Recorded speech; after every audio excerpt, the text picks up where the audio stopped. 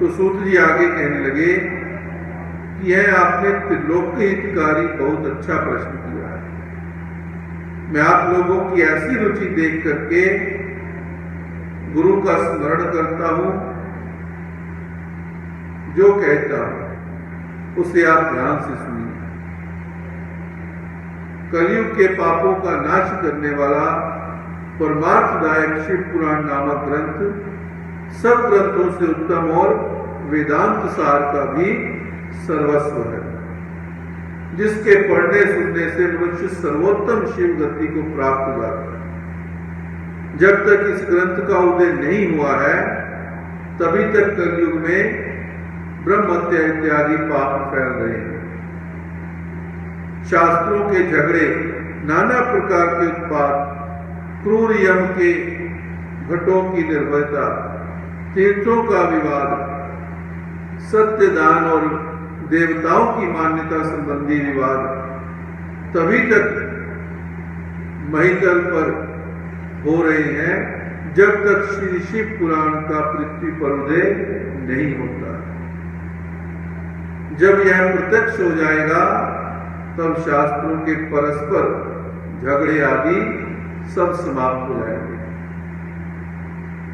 इसके कीर्तन और श्रवण से जो फल प्राप्त होता है, वह सबका सब तो मैं नहीं कह सकता, किंतु उसका कुछ मात्र मैं आप लोगों से कह सकता हूं। ध्यान देकर के सुनिए, इसमें मैं अपनी ओर से कुछ नहीं कहूंगा, जो व्यास जी ने कहा वही कहूंगा। व्यास जी कहने लगे कि व्यास जी ने कहा, यदि शिव पुराण का एक या आधा श्लोक भी कोई पढ़ेगा तो वह पाप से छूट करके और सर्वगुण संपन्न सर्व सुख संपत्तियों से युक्त हो जाएगा।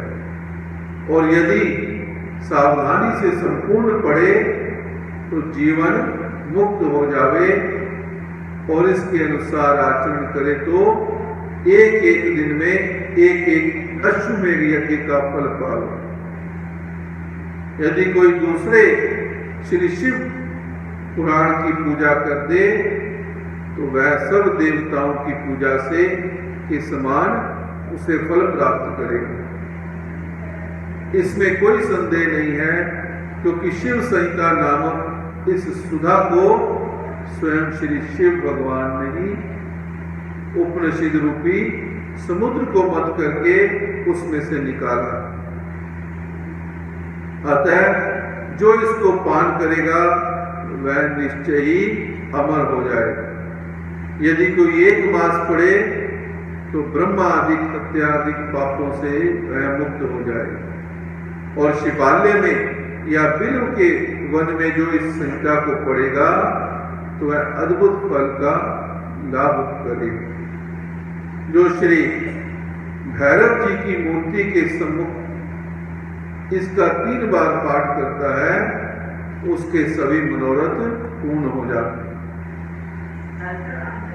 यदि चतुर्थी के दिन निराहार वह बिल्व के मूल में बैठकर इसे पढ़े तो शिव जी की पूजा के समान इसका फल मिल जाता है, और उसकी देवता भी पूजा करते हैं। इसमें शिव जी के दिए हुए अर्थ, धर्म, काम और मोक्ष चारों पदार्थों का विवेचन और उनकी प्राप्ति के उपाय तथा शिव जी की लीला और विज्ञान सब कुछ निहित है। अतः ये सब प्रकार से आदरणीय है। वेद और श्री ब्रह्मा जी की संपत्ति इन्हीं के अनुसार शिव जी ने ही पहले शिव पुराण की रचना की, जिसमें 12 संहिताएं हैं। कौन कौन सी? विद्वेश्वर संहिता, रुद्र संहिता, विनायक संहिता, उमा संहिता, मातृ संहिता, एकादश रुद्र संहिता, कैलाश संहिता, शतरुद्र संहिता, कोटि रुद्र संहिता, सहस्त्र कोटि रुद्र संहिता, वायवीय संहिता और धर्म संहिता। इन संहिताएं इस पुराण में सम्मिलित हैं। ये 12 संहिताओं का ये शिव पुराण है। ये सभी पुण्ययंत्र, इनमें एक विद्वेश्वर और रुद्र और विनायक, ये तीनों संहिताएं 10-10 हजार तथा उमा और मात्र ये दोनों 8-8 हजार और एकादश रुद्र संहिता 13,000, कैलाश संहिता 6,000, शतरुद्र 3,000, कोटि रुद्र 9,000, सहस्त्र कोटि रुद्र 11,000 और वायवीय संहिता 10,000 और धर्म संहिता 12,000। ये कुल 1,00,000 श्लोकों का यह शिव महापुराण है। परंतु इसे शिव जी ने अब केवल 24,000 श्लोकों का ही रख दिया, क्योंकि सब के लिए ये रख दिया। और शिव और पुराणों में यह चौथा पुराण कहा जाता है। यानी कि इसमें पहले 1 करोड़ थे श्लोक, फिर उससे थोड़े कम किए, सार निकाला गया तो 1,00,000 बन गए, और अब 1,00,000 से भी अब इसमें और भी सार निकाल करके 24,000 श्लोकों का ये शिव महापुराण है। पुराणों में ये चौथा पुराण है, परंतु अब इसमें 7 संहिताएं ही प्रधान है।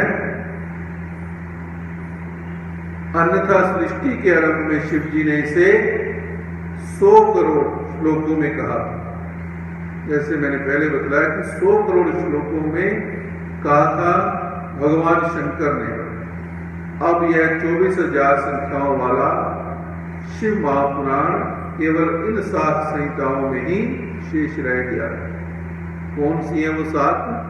विद्वेश्वर संहिता, रुद्र संहिता, शतरुद्र संहिता, श्री कोटि रुद्र संहिता, श्री उमा संहिता, श्री कैलाश संहिता और वायवीय संहिता।